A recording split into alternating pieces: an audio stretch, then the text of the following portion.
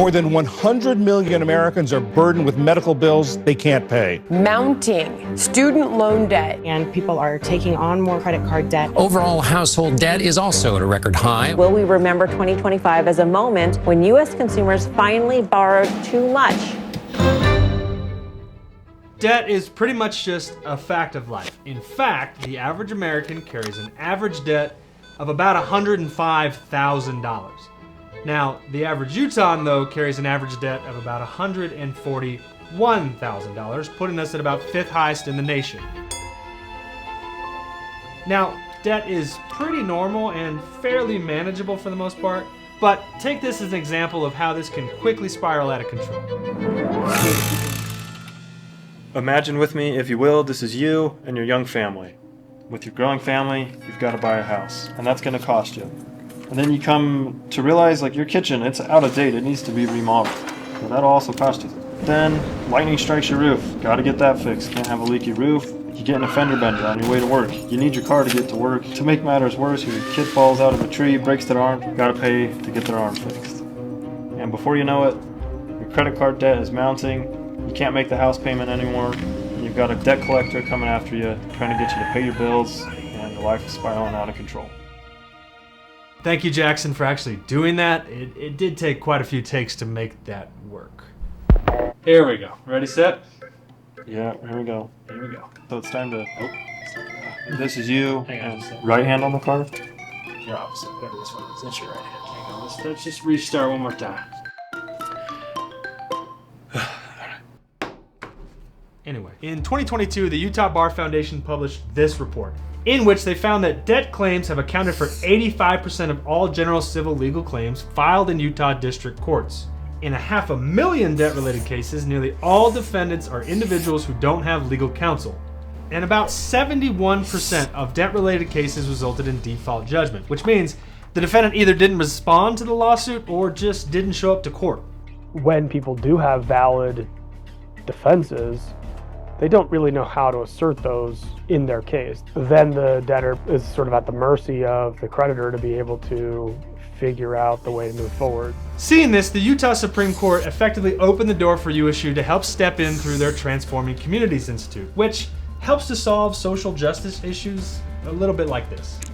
The Transforming Communities Institute exists to co-create knowledge and build solutions with communities in Utah. A community member or a community leader might come to us and say that we have a need. We will work with a group of people from that community to understand what's going on with that problem. So that's where TCI comes in. And we'll work with them to design a study to help understand that issue. And then hopefully they'll use that data to be able to develop a solution. And if they want to work with us from that point on, we're excited to do that.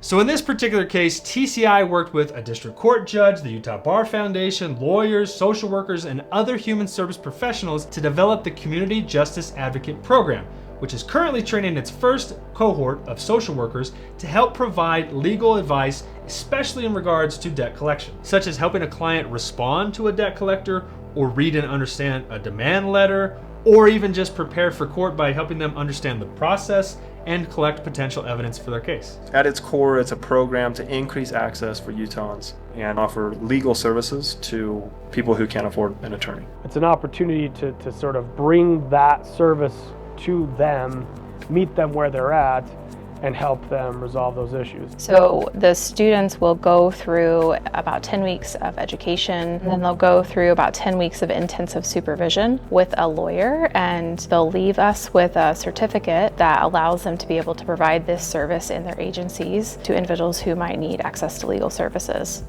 So why are social workers the right fit for this? Well, a couple of reasons actually. The first is that their training, licensing, and code of ethics are all similar enough to lawyers in that they're obligated to help their clients in a similar way. But secondly, they already sort of have these pre-existing relationships with their clients, meaning they're already hearing about a lot of these issues as it is, but now with this certificate, they can help provide support to their clients in a better way. A large majority of my clients are currently having their wages garnished or are in the process of debt collection. So having this certification allows me as a social worker to better help them through that process. A lot of my clientele are experiencing issues with debt. The common consensus is that they just don't know how to handle it and it overwhelms them. So the CJA certificate will help it so that I'm more educated and I can help lead them in the right direction. Now, this is just the first cohort of students going through this program, but the idea is that in the future, they want to expand to other legal issues that Utahns are facing. Looking at housing issues, domestic violence, family law, disability law, these are all things that have come up in conversation when we talk to people. People are very excited about this potential. Ultimately, we want to prove this model that social workers and other trained helping professionals are more than competent to be able to provide this kind of like legal triage and to ensure that all Utahns across the state have access to the justice system and they have access to legal advice when they need it most.